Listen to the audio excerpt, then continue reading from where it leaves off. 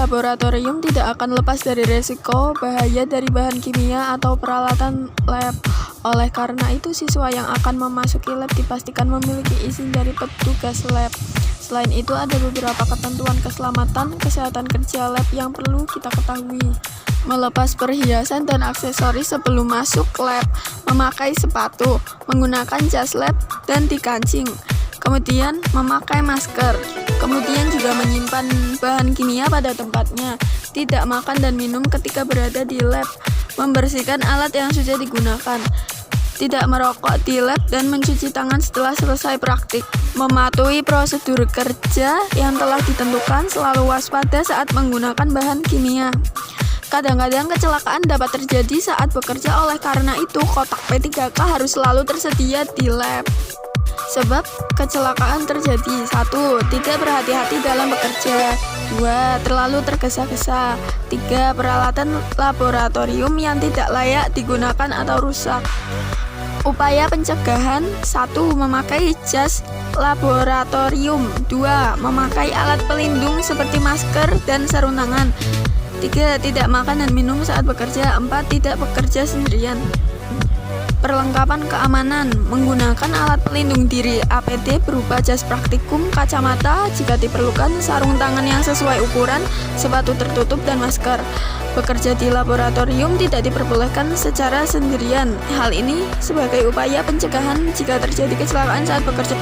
Sumber kecelakaan: sumber-sumber kecelakaan dalam laboratorium dari bahan kimia berbahaya, bahan beracun dan korosif, mudah terbakar, reaktif, dan eksplosif.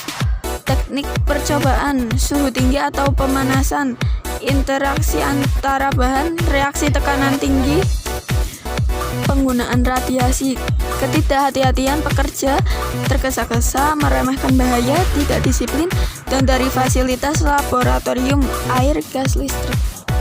7. Simbol bahaya bahan kimia dan penjelasannya. 1. Eksplosif, mudah meledak.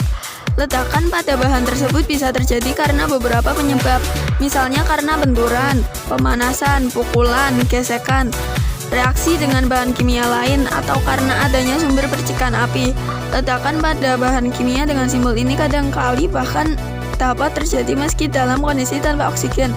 Beberapa contoh bahan kimia dengan sifat eksplosif misalnya TNT, amonium nitrat, dan nitroselulosa.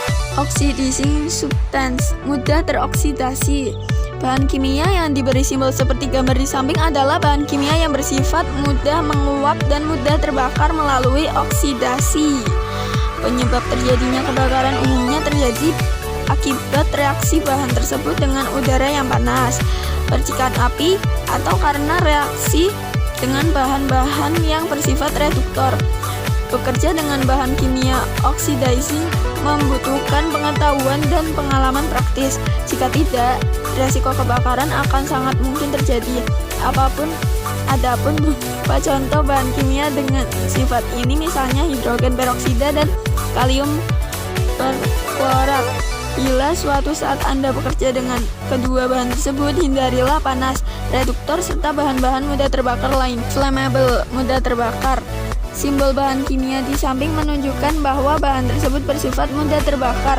Bahan mudah terbakar dibagi menjadi dua jenis, yaitu extremely flammable, amat sangat mudah terbakar, dan highly flammable, sangat mudah terbakar. Bahan dengan label extremely flammable memiliki titik nyala pada suhu 0 derajat Celcius dan titik didih pada suhu 35 derajat Celcius. Bahan ini umumnya berupa gas pada suhu normal dan disimpan dalam tabung kedap udara bertekanan 4. Toksik, beracun. Simbol bahan kimia di samping menunjukkan bahwa bahan tersebut adalah bahan beracun. Keracunan yang bisa diakibatkan bahan kimia tersebut bisa bersifat akut dan kronis, bahkan bisa hingga menyebabkan kematian pada konsentrasi. Keracunan karena bahan dengan simbol di atas bukan hanya terjadi jika bahan masuk melalui mulut. Ia juga bisa meracuni lewat proses pernafasan, inhalasi, atau melalui kontak dengan kulit. Beberapa contoh bahan kimia bersifat racun misalnya arsen triklorida dan merkuri klorida. Bekerja dengan bahan tersebut harus memperhatikan keselamatan diri, hindari kontak langsung dengan kulit, menelan serta gunakan selubung masker untuk mencegah uapnya masuk melalui pernafasan. 5. Harmful iritan. Bahaya iritasi. Simbol bahan kimia di samping sebetulnya terbagi menjadi dua kode, yaitu kode XN dan kode XI.